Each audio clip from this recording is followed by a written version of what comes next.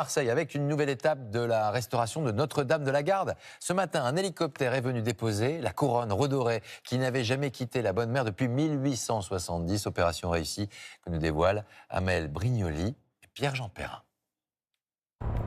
Pour la Bonne Mère, pouvait-on envisager autre chose qu'un convoi exceptionnel? Il faut que tu fasses le tour de la statue pour l'amener de l'autre côté. Mission délicate pour ce pilote d'hélicoptère. Il faut déposer cette caisse de 150 kg, 1,50 m de diamètre, à 130 mètres d'altitude. Sa cargaison est inestimable. La couronne de la Vierge à l'enfant, plus rayonnante que jamais, elle retrouve enfin la place qui lui est destinée.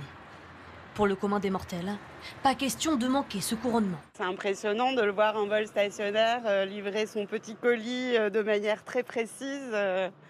C'est chouette. Il y avait quelques bonnes sœurs qui pleuraient et tout. Je me suis dit non, quand même, tu vas pas verser une larme pour une caisse par un hélicoptère. Ah bah limite, hein. Donc voilà, quand même vachement ému, c'était chouette. Émotion partagée par quelques Marseillais, intimement liés à la Bonne Mère. Depuis que je suis né à Marseille, moi, ça a toujours été la Bonne Mère, ça a toujours été important. Voilà. Qu'on soit croyant ou non, ça fait partie de Marseille. Ils avaient laissé la couronne aux mains de ces doreuses, affairées depuis 2 mois à lui redonner son éclat. Pour la couronne, nous en sommes à 750 feuilles. Ces artisans partaient de loin. La voici au début du chantier, il y a 9 mois.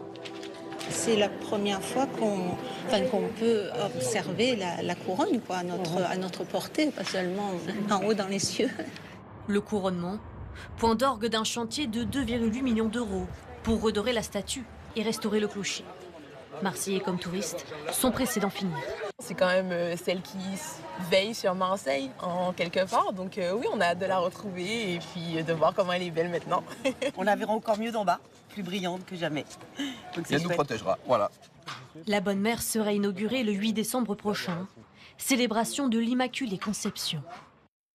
Le portrait à la rencontre de 20h30, alors que les courses de l'extrême rencontrent un succès grandissant auprès de la nouvelle génération. Nous sommes allés à la rencontre de Stéphanie Giquel, la numéro 1 française qui, après avoir couru les plus grands marathons, traversé l'Antarctique, s'est lancée dans un nouveau défi. Après quoi court Stéphanie?